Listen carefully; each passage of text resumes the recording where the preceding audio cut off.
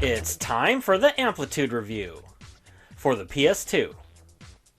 In 2006, I learned that a sequel to one of my favorite games had already been out for the past 3 years. I tried ordering it through GameStop's website 3 times.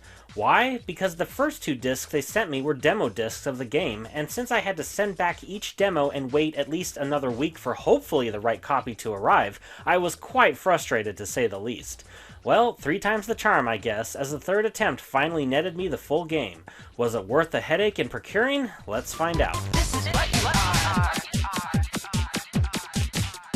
As I mentioned, this is the sequel to Frequency, a super underrated hidden gem within the gaming world. The core gameplay is basically the same, but that's not a bad thing, especially since Amplitude is arguably easier to play. After you choose a difficulty setting in Song, the point is to build the song by shooting blue gems along the musical tracks as your ship flies over.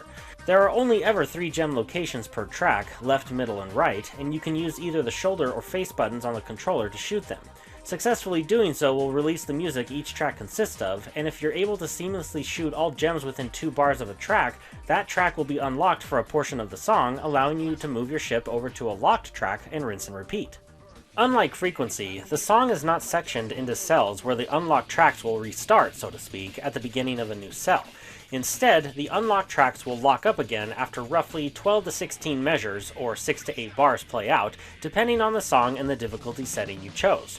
While not in cells, the song is broken up into sections via the left side of the screen, and when you enter a new section, you'll pass through a checkpoint which instantly increases your health bar a little bit. If you run out of health due to missing too many gems, your ship will run out of fuel and the game will be over. The checkpoints don't act like normal checkpoints in games, as you'll have to restart the entire song. As you can see from the footage, instead of a tunnel for you to spin around in, the tracks are laid out more like a field, and you'll need to maneuver to the left and right to reach the tracks. This isn't a bad choice, as I can see the tracks just fine. However, there's one huge disadvantage in this layout versus the tunnel. With this field layout, in order to return to the far left track from the far right, I have to press left the number of times it takes me to get there. You can't wrap around from the far right to the far left, or vice versa, and this can cause you to lose your multiplier, which in turn reduces the amount of points you could potentially earn. Now usually, the game is fair in that even if you have to travel the great distance to return to a far side track, you should usually be able to keep your multiplier because you made it back in time, but only if you didn't make any errors in playing the previous tracks first. The reward for playing the sequence of all tracks perfectly is you get to keep your multiplier up as you return to the original track, but even one mistake can result in you losing it. Building the multiplier back up is a simple concept, but keeping it on a high difficulty, and especially when the song has fragmented tracks, is the real challenge. You'll need a minimum amount of points within a section in order to unlock the bonus songs for that section. Beating every song in the section will also net you new avatar cosmetic pieces. Like with Frequency, you can use the Auto Blaster and the Score Doubler power-ups to help you out and increase your score, but 2 new power-ups are available as well, the first being Slow-Mo, where the tempo and pitch slow down, giving you a good chance of beating some super difficult gem patterns, and even then, some of the patterns are just crazy, and Freestyle, which when activated allows you to play either a line disc scratcher or a synth sparkly array of colors, depending on the style of song. These new power-ups can really help you out of a jam and stay alive. The graphics are a big step up from Frequency. The tracks are all color coordinated, making it easier to identify what you're playing, which the options are drums, bass, vocals, synth, guitar, or FX. It's cool how your avatar plays the different instruments depending on which track you're playing, and even sings into a mic when on vocals. The most helpful visual upgrade is the gems themselves. They're larger and much more pronounced than in the prequel, making it much easier to know when to play. The camera POV can change too, from a third-person to a first-person cockpit view. I don't really like this viewpoint, but it's there for people who prefer it. While the backgrounds are super flashy and colorful, they can sometimes get a bit too intense, which can distract you.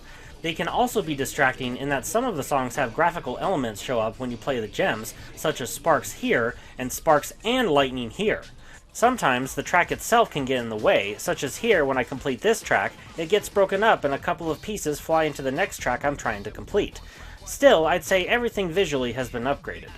Compared to Frequency, the game itself is easier in that Amplitude gives the player a bit more slack on when they're supposed to hit the gems.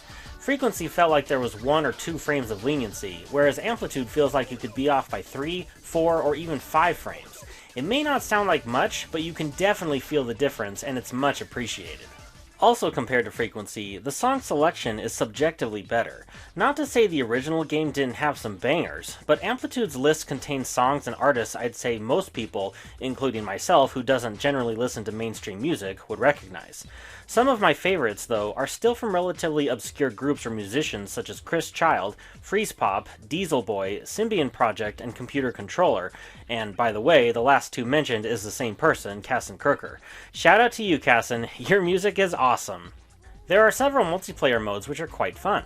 The first has you and up to 3 others battle it out by seeing who can rack up the most points, and punishing your rivals with power-ups can help turn the tide of battle. I'm not sure I like the layout, however. Instead of a split screen, every player is on the same field, and in order to play the tracks on the edge, you have to position your ship on a slant, which can make it a bit confusing on when to play the gems.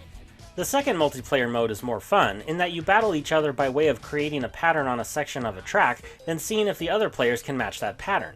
Whoever does gets a letter that spells out Amplitude, and whoever spells it out first wins. This was surprisingly more fun than I expected. The third mode is you and the others can create a remix of any song together. You can play this mode on your own if you want as well, but building a remix together has its charm.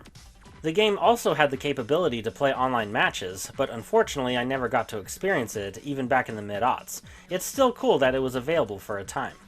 The sequel to Frequency is a great game by itself, but also a fantastic addition to the rhythm genre. Although the overall gem pattern can be frustratingly complicated in the higher difficulty modes, and the field perspective for tracks is inferior to the tunnel viewpoint, updated visuals, a great selection of songs, and fun multiplayer modes makes it a fantastic sequel to an already fun, unique game. If you enjoyed Frequency, you'll definitely enjoy Amplitude as well. This game gets a 4.25 out of 5 with the title of Awesome.